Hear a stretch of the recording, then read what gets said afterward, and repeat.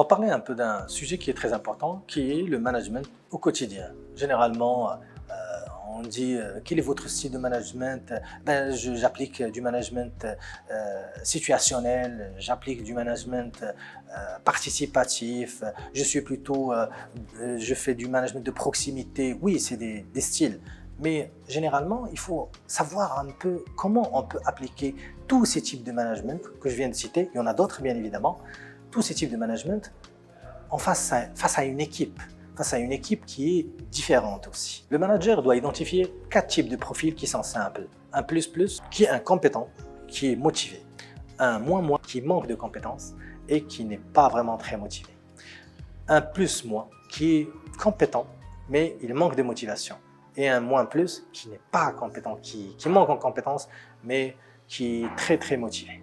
Alors, différents styles de management face à ces 4 personnes. Bien évidemment, ce n'est pas appliqué à la lettre, mais plutôt c'est un retour d'expérience.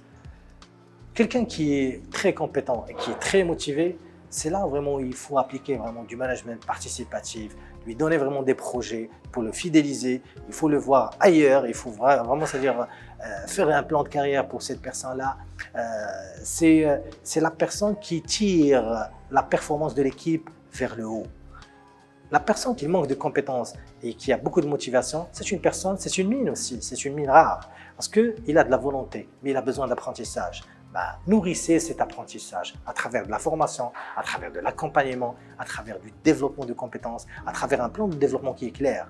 Parce que cette personne est prête à l'investissement. Qui est compétent et qui n'est pas vraiment motivé, ça, c'est une problématique qui est un peu spéciale. Il faut vraiment, c'est-à-dire voir la source de cette démotivation. Pourquoi il est frustré? Pourquoi il est démotivé? Pourquoi il fait ça? Rentrer en contact.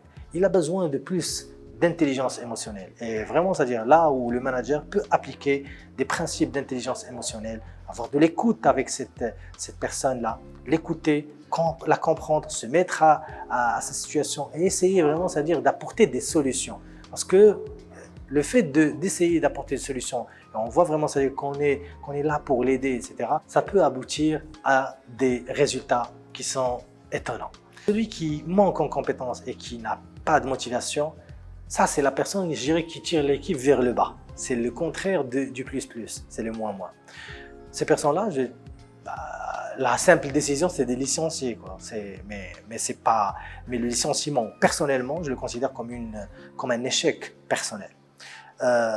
Aller directement, c'est-à-dire à se débarrasser de cette personne-là, on cherche toujours la facilité. Mais cherchez vraiment, c'est-à-dire qu'est-ce qui démotive en premier? Parce que la motivation, c'est elle qui va ramener le besoin en apprentissage. Qu'est-ce qui démotive? Traitez vraiment, c'est-à-dire les sujets de démotivation, etc. Ce sont des sujets qui sont importants, qui sont des sujets qui sont fondés, etc. Il faut les traiter. Et par la suite, passer à l'apprentissage. C'est-à-dire le relever de son moins de motivation et le relever vers un plus pour qu'il soit un moins plus et qu'il soit un terrain fertile pour l'apprentissage.